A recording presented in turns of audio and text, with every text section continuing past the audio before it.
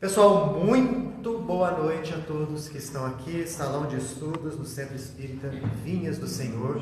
Boa noite. Em Pouso Alegre, a todos que estão nos acompanhando através das redes sociais, sintam-se como se estivessem aqui presentes conosco. E eu convido a todos que estão aqui, de corpo presente, dentro ou fora da carne, e aqueles que estão nos acompanhando ao longe, fechemos os olhos, relaxemos o nosso corpo e vamos buscar situar o pensamento agora, nesse momento, esquecendo das atividades que nós desempenhamos ao longo dos dias, buscando deixar de lado aquelas preocupações que todos nós temos, atinentes à parte material, para termos a necessária atenção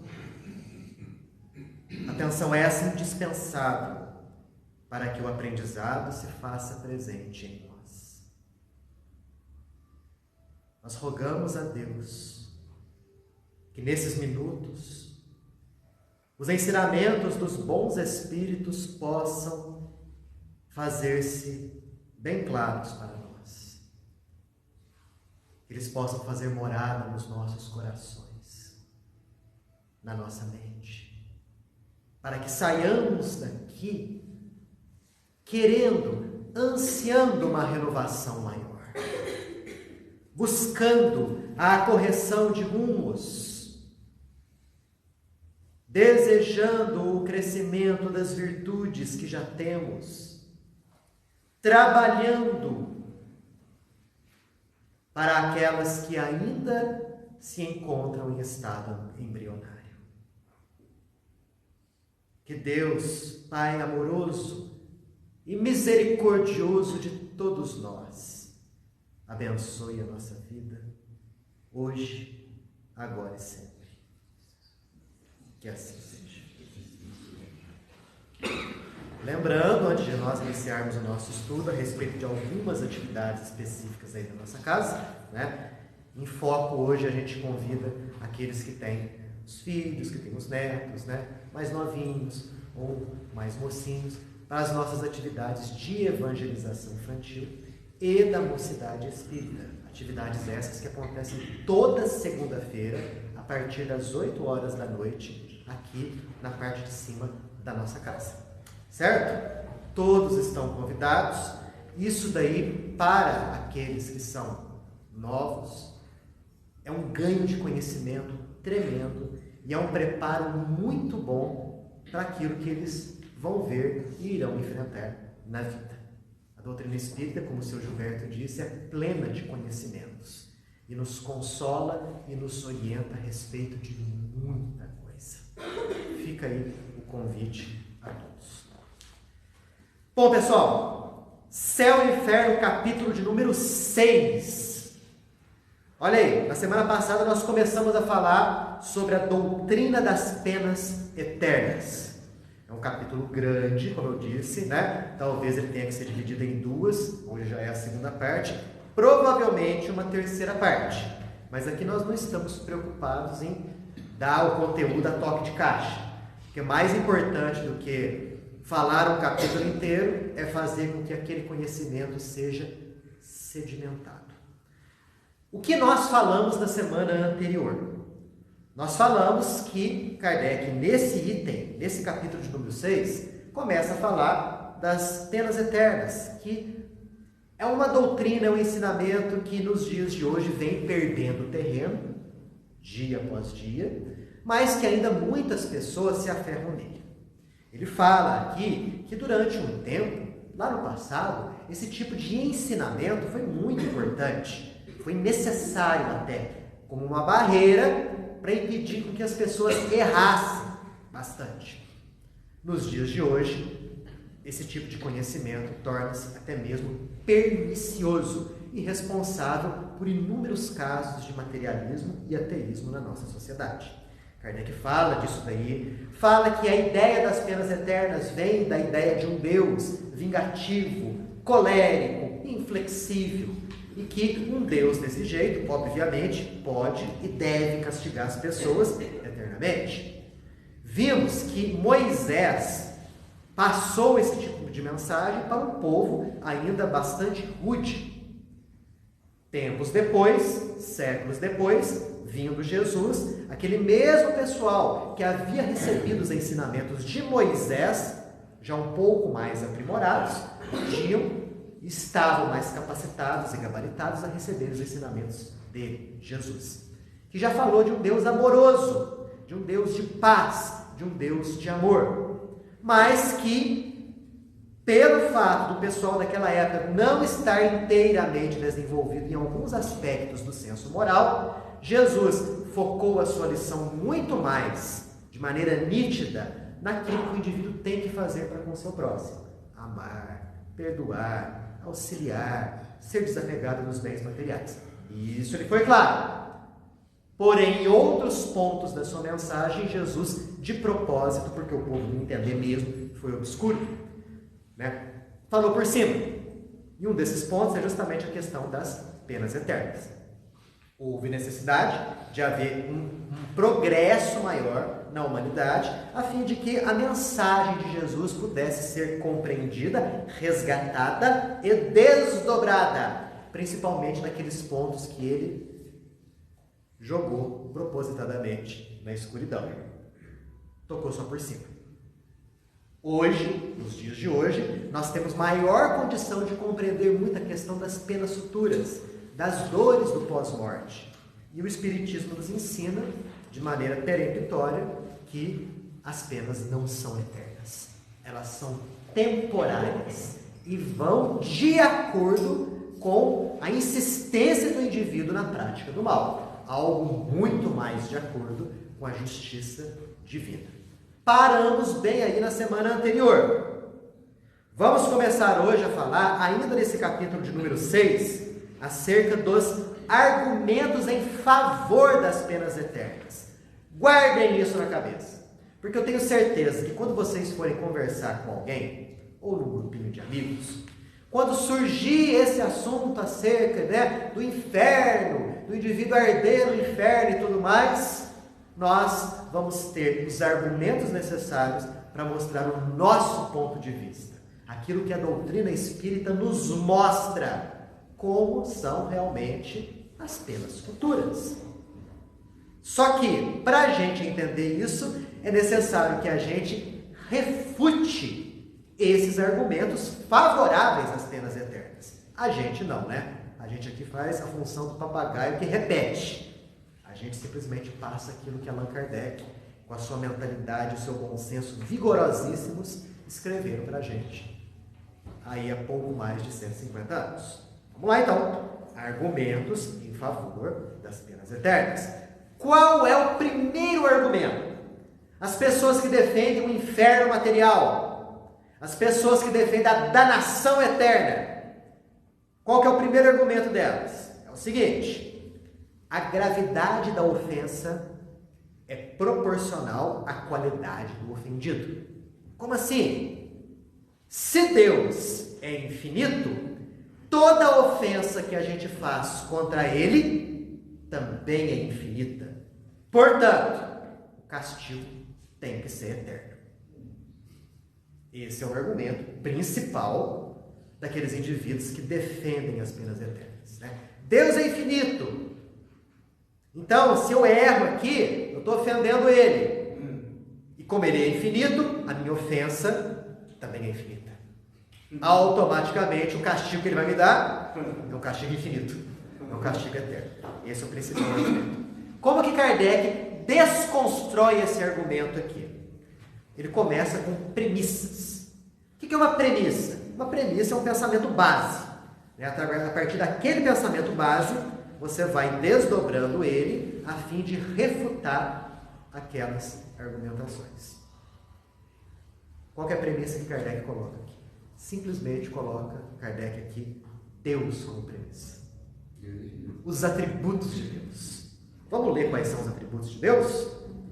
Deus é único, eterno, imaterial, imutável, onipotente, soberanamente justo e bom, infinito em todas as perfeições. Esses são os atributos de Deus. Vocês concordam com isso aqui? Concordam mesmo? Eu estou em acerto. Maravilha. Eu tenho certeza que as pessoas de outras religiões, se a gente falar dos atributos de Deus aqui, esses daqui, eu tenho certeza que eles vão concordar. É possível, né?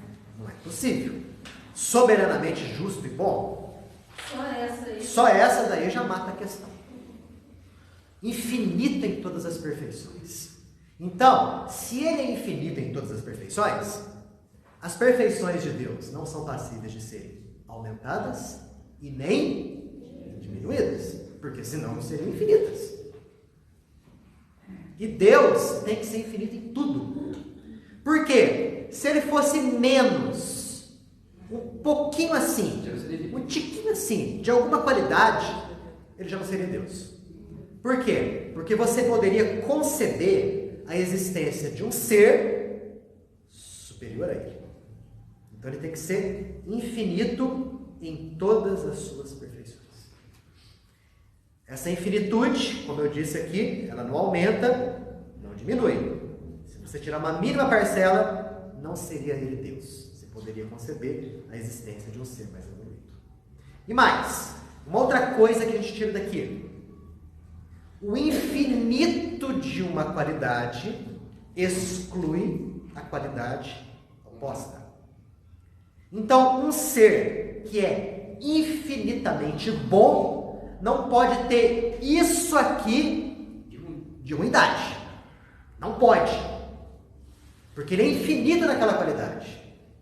Ele não pode ter aquela qualidade oposta. O indivíduo, né, que, por exemplo, é desapegado infinitamente, ele não pode ter isso daqui de apego. O indivíduo que perdoe infinitamente, ele não pode deixar de perdoar nem isso daqui. Não é verdade? Então, essas são as ideias básicas. Só um ser infinito, aliás, pode fazer coisas infinitas. Alguém aqui pode fazer alguma coisa infinita? Você pode fazer coisa infinita? Não, você quer fazer uma pergunta? Fala. Não é infinita não, mas a pergunta, é só uma pergunta. Fala. Eu li essa parte do livro antes da palestra, tem até um exemplo aqui, se for uma parede infinitamente branca, não pode ter nenhum traço de preto. De tinta preta. Nada. Nada. Porque senão já não seria infinitamente branca. Né? Então Kardec faz essas comparações com relação às qualidades de Deus. É justamente aí que ele vai refutar aquela argumentação.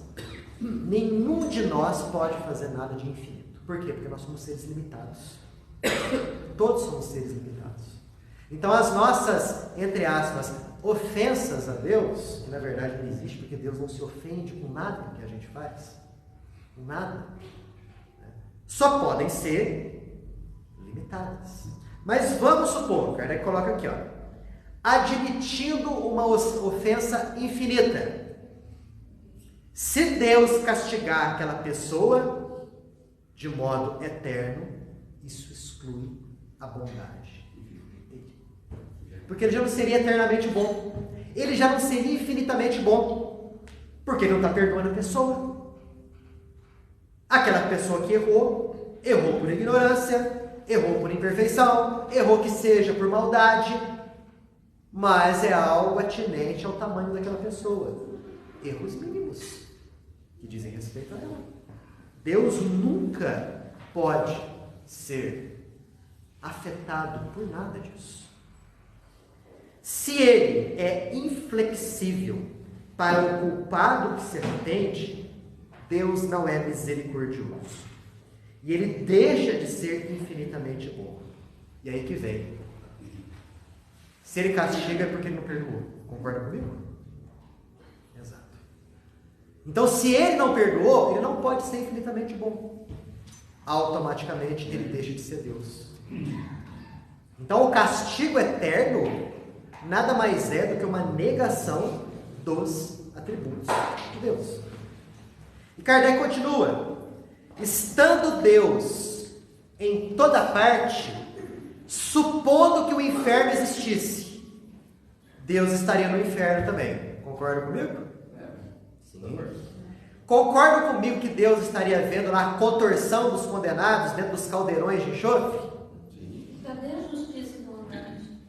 Cadê a justiça e bondade dele, sendo que eu olharia aquilo e ficaria impassível frente aos sofrimentos dos seus próprios filhos? Fala pra mim, gente.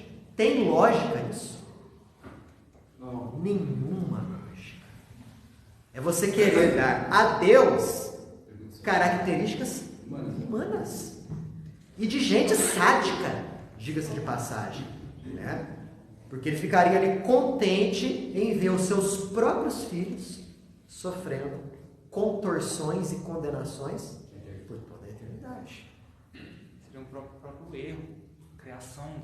Exato, seria um próprio erro. Porque olha só, se a gente puxar pela memória, Deus criou todos nós, criou todas as pessoas, né? E Deus sabe tudo. Deus não tem a suprema sabedoria? Então Deus sabe o passado, o presente, e Deus sabe o futuro. Vamos colocar dessa maneira. Então, a partir do momento que ele criou uma alma, criou agora uma alma, ele já sabe, por antecipação, se aquela alma vai acertar para ir para o céu, ou se aquela alma vai errar para ir para o inferno.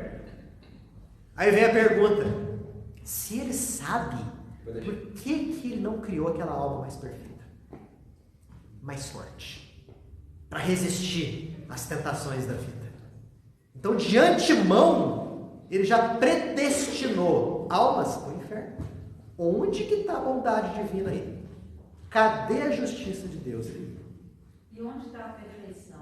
E onde estaria a perfeição? Exato. Porque se a gente tirar o mínimo que seja das suas capacidades, ele já não é mais perfeito.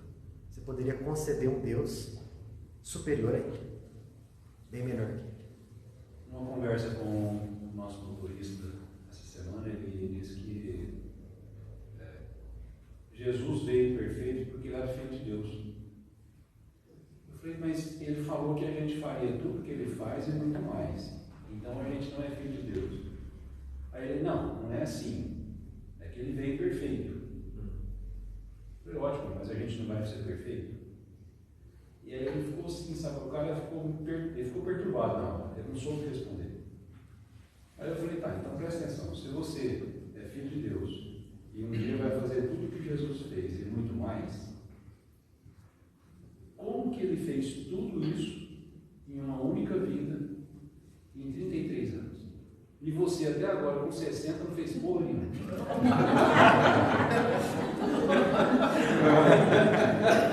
E aí? Depois disso, o que ele respondeu depois disso? Ele encostou o banco e dormiu.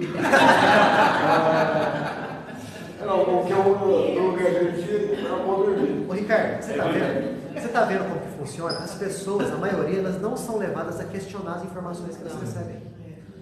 Ó, em todos os aspectos da vida. No religioso, então, pior. Porque no aspecto religioso, tudo aquilo que é apresentado para as pessoas é apresentado como verdade inquestionável. Você não pode questionar aquilo. Coisa que aqui a gente pode. A gente pode fazer esses questionamentos todos. Então, quando a gente leva essa argumentação, a pessoa se perde.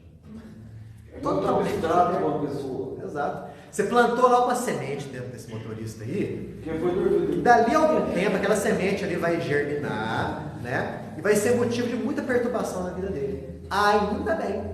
E isso daí vai ser uma, né, uma incitação a ele. Uma provocação, né? É uma provocação, a palavra certa é provocação, para ele buscar informações. Isso que o Ricardo falou para mim aquele dia tem lógica. É racional. Tem bom senso. Será que ele está com razão mesmo? É assim, gente. É assim que as coisas funcionam. Né? Estão entendendo por que o Espiritismo ele é tão combatido, tão desprezado, tão ridicularizado pelos outros? Porque os outros intuitivamente, inconscientemente, sabem que aquilo que a gente está falando aqui tem fundamento, tem a sua razão de ser. E as pessoas não gostam de ter as suas verdades e premissas básicas abaladas e questionadas. Não gostam. Sair da zona de conforto é muito complicado. Então, quando a gente cutuca e provoca, acontece esse tipo de situação aí. Né? Ainda bem que ele não te xingou, ele foi dormir. Outros xingariam. Tem essa parcela da qual você falou agora que não quer ouvir uma outra verdade. Mas tem aquela outra parcela que a pessoa não tem condição de acessar essa informação. Concordo, claro. Eu já vi muitas pessoas que, por mais que você tente convencer, sim, claro. A pessoa não acredita, não tem assim uma estrutura para... E é verdade, uma conversa como essa, Antônio Carlos, tem que surgir de maneira bastante natural. Né? Quando a pessoa vem, entra no assunto, ou quando aquela pessoa quer te convencer do ponto de vista dela. É justamente esse o momento que a gente contra-argumenta, joga aquilo que a gente conhece, aquilo que a gente sabe. Dependendo da pessoa, eu acho que nem é bom. Não, dependendo da pessoa, você percebe que ela... A pessoa está tão fanatizada que... Não, mas a questão não é nem tão o fanatismo. É porque talvez ela não tenha condição de alcançar aquele conhecimento ainda. Um dia vai. Um dia vai. Mas por enquanto não está. São cegas, eles só acreditam em tal sacerdote. Não, ele falou. Acontece. É verdade absoluta. Acontece muito. Né? Ainda bem. A gente, Antônio Carlos, a gente já foi assim. Nós já pensamos dessa maneira, já agimos dessa maneira. Eu fiz muita bobagem. Né? A gente já fez muita bobagem. A gente já pensou muito dessa maneira. Inquisição. Né? Agora nós estamos com um outro tipo de pensar. As pessoas que por enquanto não aceitam, não acreditam nisso daqui e anatematizam, um dia também vão acreditar, porque isso daqui está dentro dos fundamentos da lei da natureza. Está tudo lá. Né? Questão de tempo, simples questão de tempo. Né? Assim como existem muitos que estão na nossa frente, e um dia nós iremos alcançar onde eles estão, muitos estão atrás de nós. E eles vão alcançar o caminho, a posição que a gente está aqui agora. Pode fazer algumas revelações para nós, os mais evoluídos para nós, para nós pode parecer vago no momento, e a gente não vai entender nada desse cara, perfeito. Mas na verdade é... Perfeito. E com o tempo a gente vai perceber, nossa, aquilo que o fulano falou realmente tem lógica, tem razão. Bem por aí. Sim? No livro dos médicos, Kardec diz que a gente não... Em tese, a gente não deve fazer proselitismo. Não precisa pregar para o outro. Porque se a gente só abordasse a religião, foram minhas palavras, né? Que para quem tem dúvida, aquele que tem dúvida e faz pergunta, dá para conversar com ele. Mas com quem não tem dúvida e tem certeza, é melhor deixar que a própria desilusão o convença. Exato, porque o Espiritismo veio para os insatisfeitos. É para quem está vazio. Os desiludidos. Os desiludidos. Aquele que as informações clássicas e tradicionais elas não preenchem mais. Então, os desiludidos, os vazios, enquanto na doutrina espírita, um prato cheio de conhecimentos e informações. Eu não entendo o que eles falam, pensam, e tenho certeza que Maria é mãe de Deus. A semana minha cunhada me entendeu comigo. Ela falou, mãe de Jesus? Não, ela é mãe de Deus. Então, eu não entendo isso. Mas por quê? Porque no ensinamento das religiões tradicionais, no catolicismo, no protestantismo, Jesus e Deus são a mesma coisa. Então eles consideram Maria como sendo mãe de Deus. Em verdade, a gente sabe que é mãe de Jesus Cristo, mãe terrena de Jesus Cristo. Mas vem daí, da questão da Santíssima Trindade. Vem por aí. Se ela fosse mãe de Deus, seria o próximo Pois Deus. é. Acima Eles dele, não né? raciocinam. Quer dizer, teve um momento que Deus desistiu. Tem que ter uma mãe. Tá vendo quando a gente começa a puxar Deus em condição humana. Exato. É. E Deus numa condição humana, que é um absurdo grande, né? É como se você quisesse colocar um oceano inteiro num copo d'água. Não tem como. Não compete, não cabe, não tem jeito. Vamos lá. Continuando aqui, ó. A doutrina das penas eternas conduz ao enfraquecimento de alguns atributos de Deus. Então, gente, das duas, uma. Ou Deus é perfeito e as penas eternas não existem, ou as penas eternas existem e Deus não é perfeito. Uma coisa não está atrelada obrigatoriamente à outra. Muito pelo contrário, quando uma existe, a outra deixa de existir, por conta desses argumentos todos que a gente passou aqui. Sem contar a questão do arrependimento, né? Já pararam para imaginar a limitação da misericórdia divina? Ah, mas Deus perdoa o pecador que se arrepende. Isso é verdade. Vamos usar esse tipo de pensamento, né? Deus perdoa o pecador que se arrepende. Antes da morte. E depois da morte, não. Aí a gente questiona, por que o amor de Deus para conosco tem limites? Por que o indivíduo ele não pode, depois que ele morrer, colocar a mão na consciência, talvez depois de tanto sofrimento, e falar assim, errei, me arrependo, quero me corrigir e quero ser bom? Não é? Aí vem Deus falando, você teve um prazo para fazer isso, e foi até o momento da tua morte. Antes da tua morte eu era misericordioso, depois da tua morte eu sou mais não. Sou inflexível. Quer dizer, se você coloca limites em Deus, Deus já não está sendo mais Deus. Não é? E outra coisa, além de condenar o sujeito ao inferno eterno, Deus está condenando o indivíduo à maldade eterna. Porque ele está privando o indivíduo de ser bom. O arrependimento para o indivíduo que está no inferno não tem função nenhuma. Ele vai ficar lá mesmo, arrependendo, vai ficar no inferno. Não é? Então não tem função nenhuma. Olha só como que esse pensamento diminui Deus. Né? Então eu vou te falar uma coisa. Kardec era um senhor pensador. Se vocês pegarem esse capítulo aqui, número 6, e forem degustar lentamente, frase por frase, a gente vai perceber uma lógica nele aqui, cristalina. Não tem como isso daqui. Tem como a gente questionar, né, aqueles que são contrários. Mas é como se você estivesse dando um murro numa parede. Não tem como. Não, é mesmo, a gente está inserido no negócio, foi difícil compreender isso. Foi difícil, e algumas coisas eu ainda não compreendi. É porque a gente ainda está muito condicionado com as coisas que a gente aprendeu, né? Esses ensinamentos, apesar de terem 150 anos, são ensinamentos muito recentes. Talvez agora, nessa vida agora, a gente esteja travando contato com esse nível de pensamento pela primeira vez. Já pararam para pensar nisso? Pela primeira vez. Em outras encarnações nós não tínhamos isso daqui.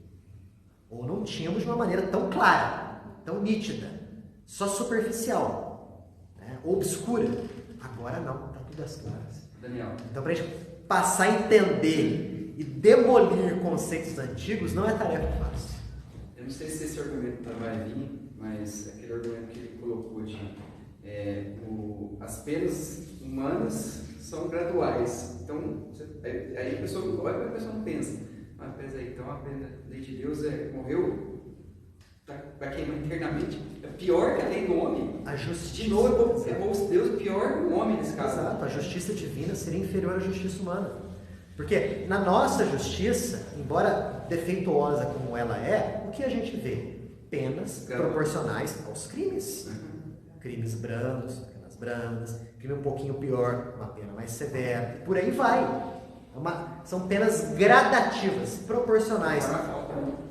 Com relação à justiça divina, não. Pouco culpado, muito culpado, morreu, não se arrependeu, meu amigo, inferno para você. Quer dizer, cadê a proporcionalidade? Eu escutei, pecado mortal, você é pecado mortal. Pronto. Tá. Aí a gente fala, por que Deus, então, não criou o sujeito mais forte? Vamos imaginar que o indivíduo tenha realmente uma vida só. Ele é criado no momento em que ele nasceu, uma folha em branco, e vai morrer, né, décadas depois. A vida da pessoa é aquele espaço ali. E nesse espaço de tempo o sujeito errou bastante. Aí ele vai para o inferno. Ah, mas ele errou porque foi fraco. Por que Deus não criou ele mais forte? Não é? Então tudo, se você for pensar, se você lançar como base de pensamento os atributos de Deus, dá para refutar com tranquilidade. Foquem nisso. Infinita justiça e infinita bondade. Deus não escapa disso. Ele tem isso daqui.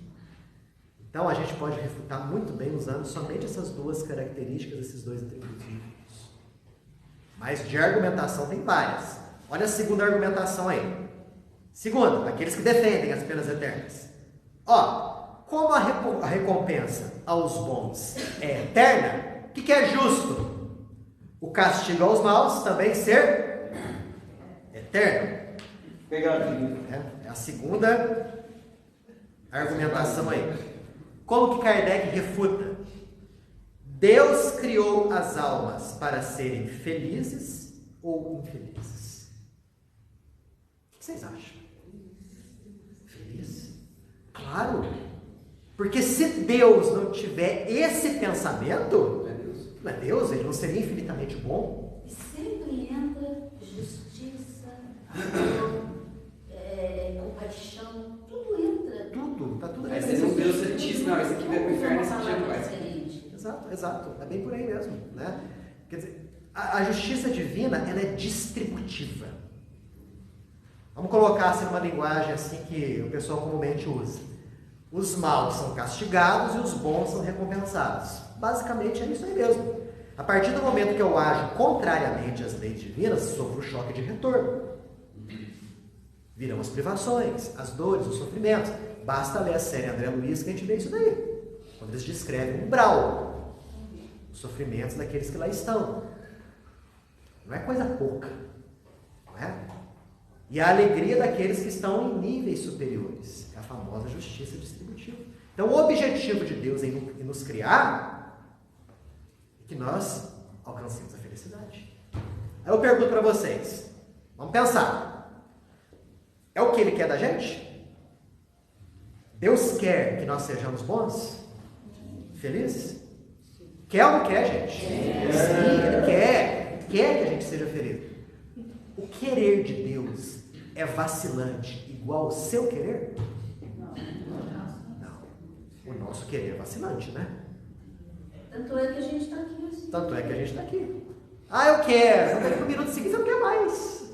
Né? Eu vou conseguir. Daí a pouco você já amolece. Tinha muito isso nos relacionamentos, né?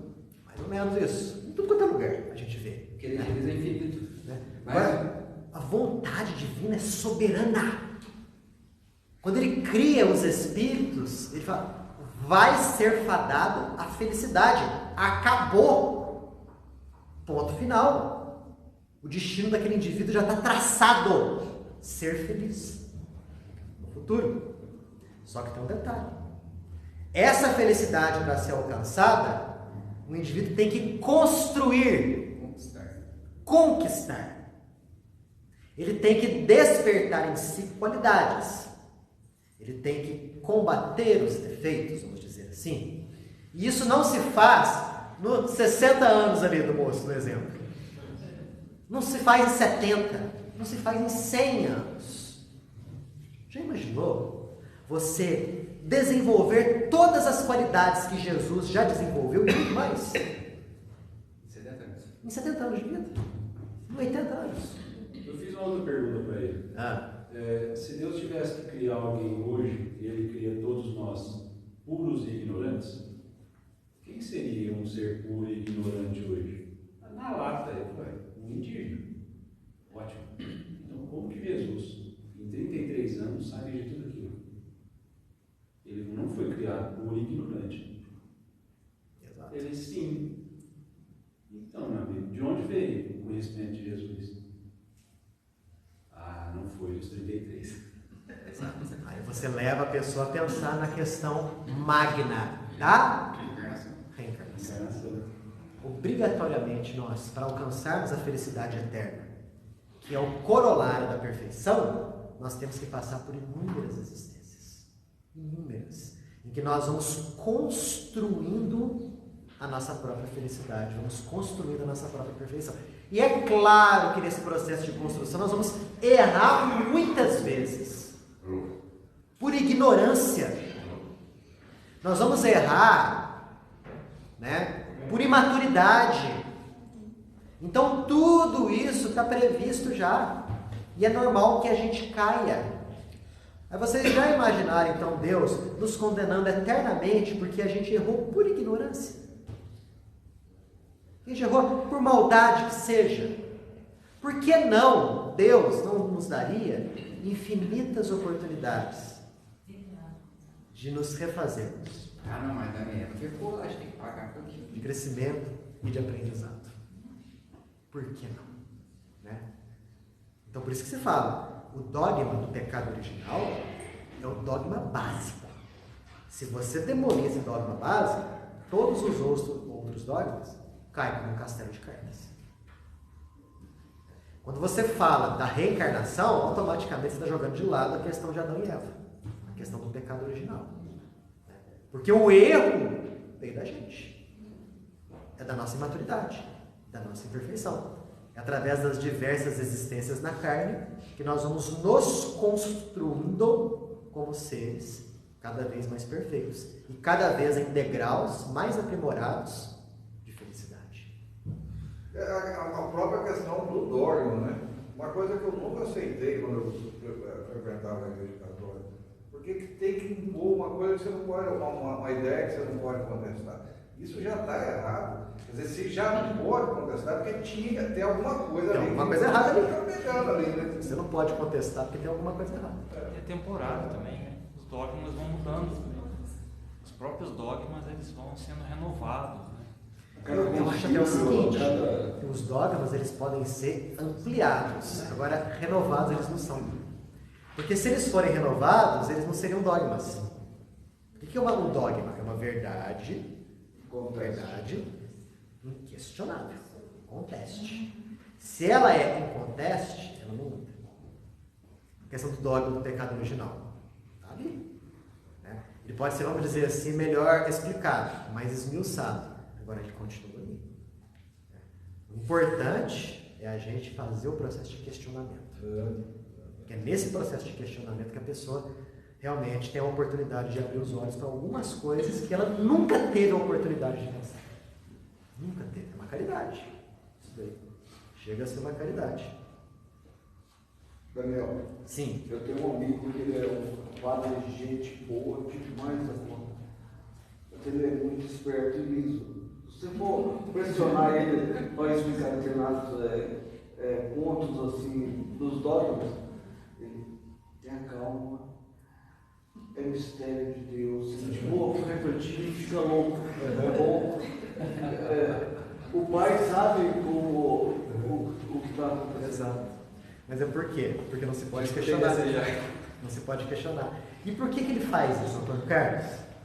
Porque ele sabe que os seus questionamentos não vão encontrar resposta dentro dos conhecimentos dele. Não, mas ele conhece o livro dos Espíritos, Mas eles estudam. Eles estudam. Eles estudam, nem que seja para poder questionar. Não, eles falam em teologia, e teologia tem Espiritismo.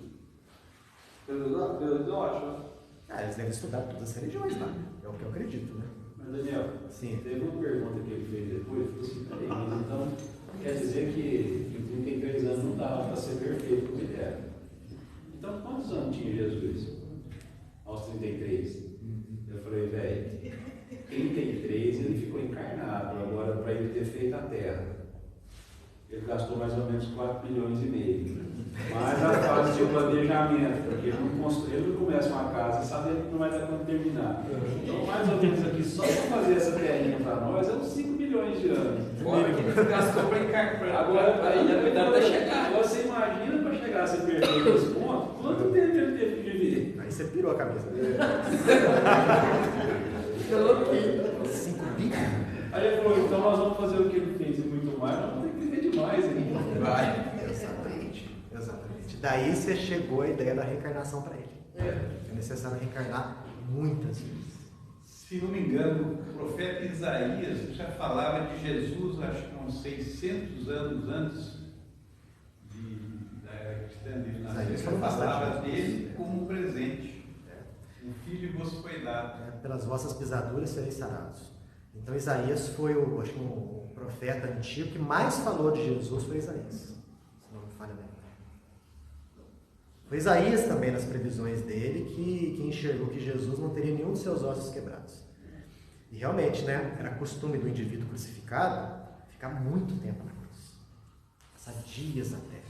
E para acelerar a morte dele, os soldados romanos quebravam as pernas.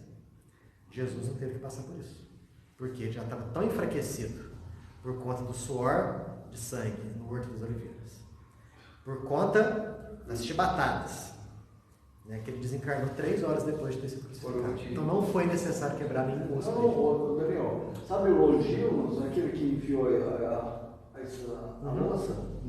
Não, me parece que eles queriam quebrar Jesus. Aí interviu o Longinos, não, eu vou espetar ele para acelerar a morte dele. Aí vocês não precisam ter esse trabalho. Aí veio água e sangue. E tanto é que espirrou o sangue nos olhos dele, ele tinha problemas de vista e foi curado. Essa parte eu não conheço. Não, isso eu assisti uma palestra que acho que o aluno Dutra, que ele fala isso. Que ele conta a história tanto é que alguns séculos depois ele veio ser Dom Pedro II. É isso que eu ia falar, né? Uma das reencarnações posteriores de Longinos foi como Dom Pedro II.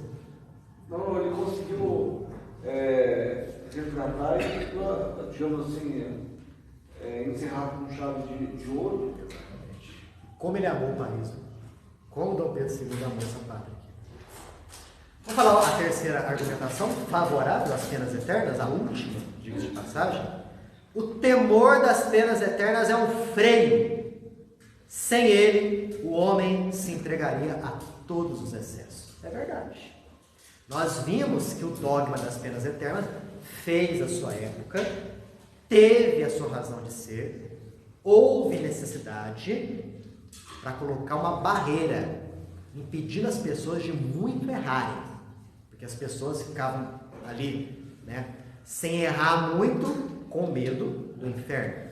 Só que tem um detalhezinho: as pessoas, elas se aprimoram, as pessoas desenvolvem o pensamento, elas evoluem. Aquilo que dá medo hoje, amanhã não dará mais. Lembra da história do bicho-papão que eu falei para vocês? Como é que você fala para uma criancinha de 4 anos? Você não entra naquela sala, porque naquela sala tem um bicho-papão e ele vai te pegar. A criancinha de 4 anos morre de medo. Se bem que as crianças de 4 anos hoje, não sei não, viu? Vamos supor que tenha medo. Ela não vai. E você não quer que a criança entre lá, porque ela está cheia de cristais, ela vai mexer, vai quebrar, mas você fala que o bicho-papão está lá. A criança cresce. 5, 6, 7. Vai chegar o momento em que a história do bicho-papão não vai fazer nenhuma ação nessa criança. E a criança vai morrer. A mesma coisa com os dogmas eternos, das penas eternas. A humanidade já chegou num grau de questionamento em que esses dogmas passaram a ser contraproducentes. É aquilo que a gente viu, né? O indivíduo, muitos são materialistas e ateus porque eles não aceitam esse tipo de coisa. Não passa pela cabeça dela. Daniel, eu vi uma reportagem, acho que foi o Jornal da Band, semana passada, a respeito, acho que na Alemanha, o número de fiéis de protestantismo e catolicismo reduzindo, né? Pessoas que estão deixando as religiões perder. Na Europa como um todo, as igrejas, os templos estão fechando. No lugar está funcionando restaurante, bar, boate, por aí vai. Até que um ambiente. Porque as pessoas, elas estão começando a questionar e elas não aceitam aquilo que está ali. E é interessante, na própria França, né? Muitos franceses hoje se consideram sem religião ou ateus, justamente a pátria do espiritismo. Onde tudo começou. Foi necessária a doutrina nascer lá, no ambiente que era o caldeirão cultural da época, Paris, né?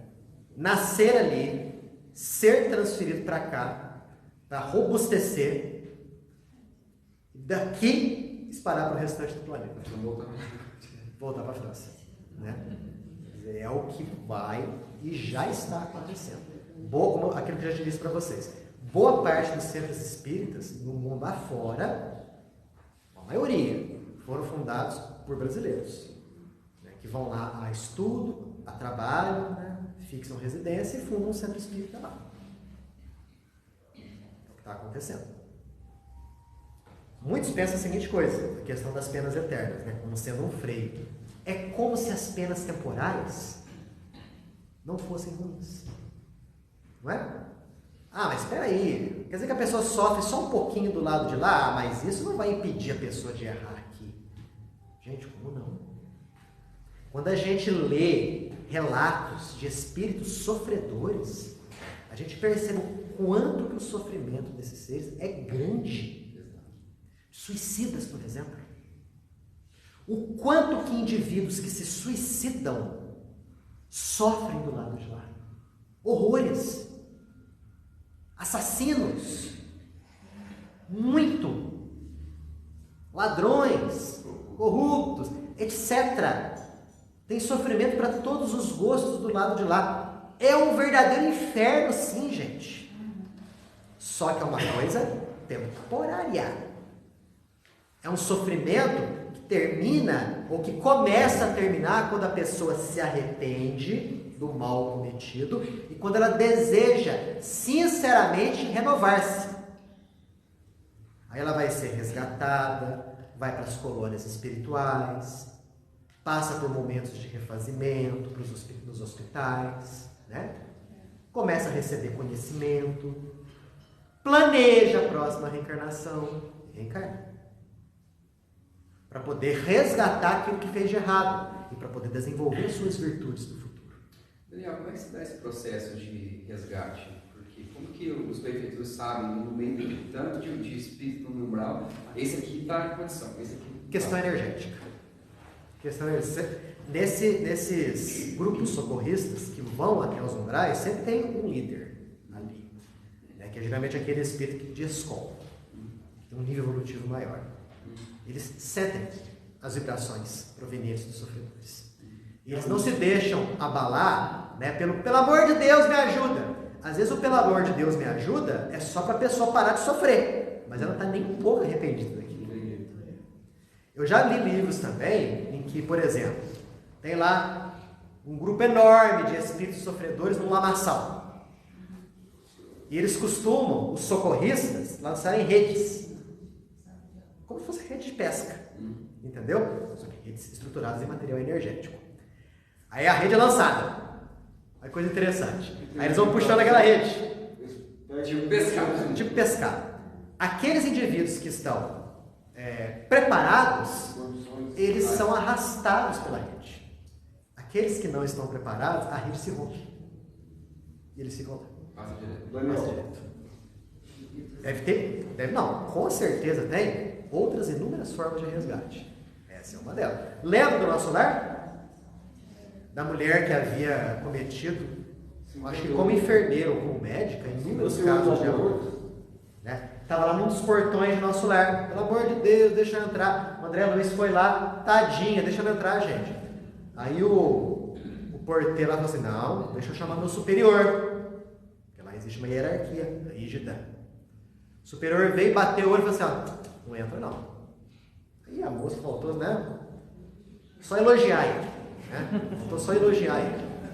E André Luiz ficou estarrecido, mas como que a gente não vai ajudar? A pessoa está pedindo socorro ali. Ele falou, André, fixa teu pensamento na mulher. O que você está vendo no corpo dela?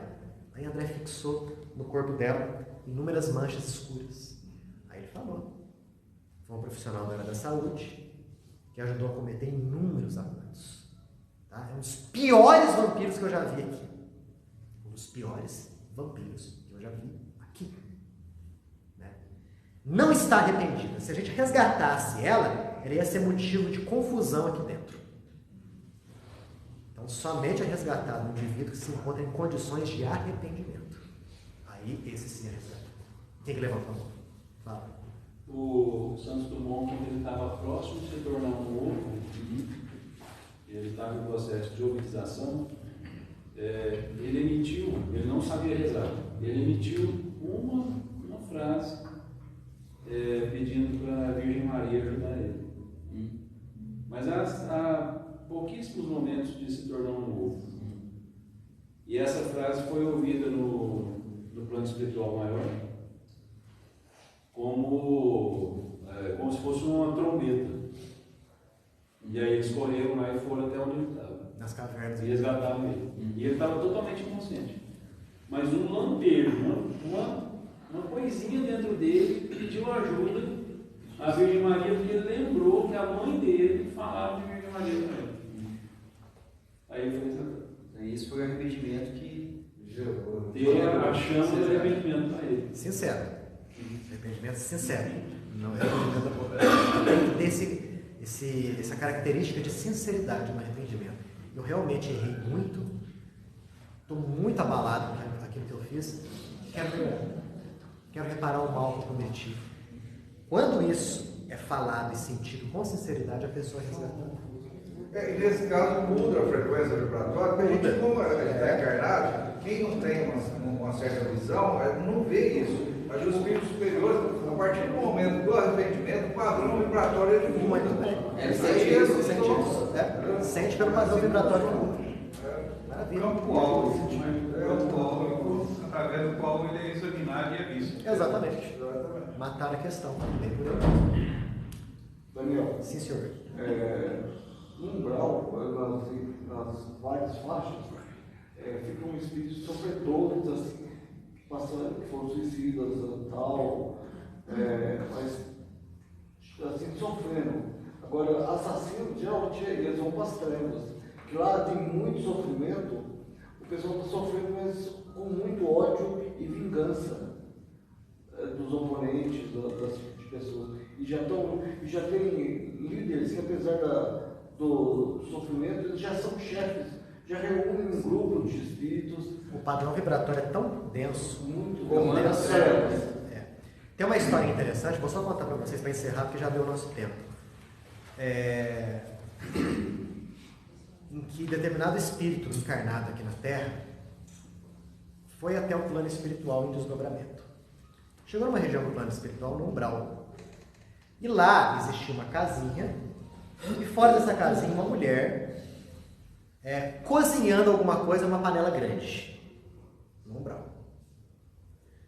E aí, essa médium pergunta, o que é isso aqui?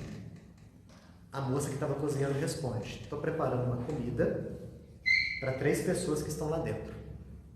E quem são essas 3 pessoas? São espíritos de assassinos, pessoas terríveis. Eles têm um pensamento tão materializado ainda, mas tão embrutecido, que eles sentem fome, então estou preparando comida para eles. Mas nem sempre dá certo. Como? Vem cá para você ver. Ela colocou em 3 pratos. Olha só como que as coisas funcionam no plano espiritual. Tinha que simular uma situação muito parecida com a situação aqui da Terra. Colocou em 3 pratos a comida suculenta. Legumes, verduras, tudo isso. Uma sopa suculenta. E ela entregou essa sopa para os 3 que estavam lá presos naquela cabana. E o pensamento deles era tão fixado no mal e nos crimes cometidos, que automaticamente, quando eles pegaram aquela sopa, eles enxergaram ali, ao invés da sopa suculenta, sangue, pedaços de braço. Da Ivone Pereira, exatamente. Devastando Invisíveis.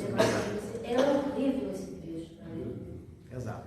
Recomendo muito. Os livros da Ivone Pereira são fantásticos. São fortes, mas são muito bons. Perfeitos. Excelentes. É uma médium assim que a gente costuma deixar de lado um tiquinho aqui no movimento espírita, mas a lavra dela mediúnica e os relatos dela como médium são incríveis. O livro que você falou das redes, tem uma cena dessa que está usada no livro No Fundo do Mundo de Regeneração de Paulo. Das redes? Ah, não sabia. Repete pra gente o nome do livro. No Rumo do Mundo de Regeneração. É um dos últimos do Divaldo, né? Ele fica aí a dica. Bem na época da pandemia que ele publicou. Eu acho que eu cheguei a ler. Ele fala também dos hospitais, do pessoal que estava com Covid e tudo mais. Engenharia de transporte de colônias aqui no planeta, em Benevidas do Mal, estão sendo destinados a outros seres.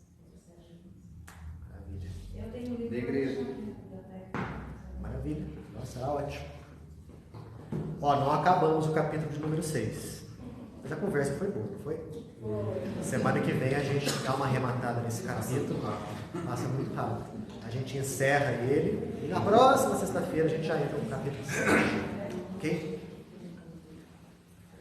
Elevando o pensamento a Deus, buscando nele a paz, a tranquilidade, a harmonia, agradecidos muito pelos ensinamentos que o Espiritismo nos traz. Ensinamentos que abrem os nossos olhos para a vida, que permitem com que nós enxerguemos a realidade espiritual de tudo, de todos, inclusive de nós mesmos. O mais importante, Pai, é que nós possamos pautar a nossa conduta naquilo que a gente sabe. Nós sabemos o tanto que é difícil, em virtude de nosso passado que ainda faz bastante pressão nos dias de hoje. Mas que a esperança nunca seja deixada de lado. Que possamos, mesmo depois do errar, mesmo depois do cair, possamos nos levantar e ter a certeza da Tua bondade, da Tua misericórdia, para com os nossos erros, para com os nossos defeitos. E que saibamos enxergar as inúmeras oportunidades que o Senhor nos concede para que corrijamos o nosso ser, reformemos os nossos sentimentos e passemos a trilhar um caminho mais feliz, de maior ajuste, de maior paz. Que assim seja. Graças a Deus.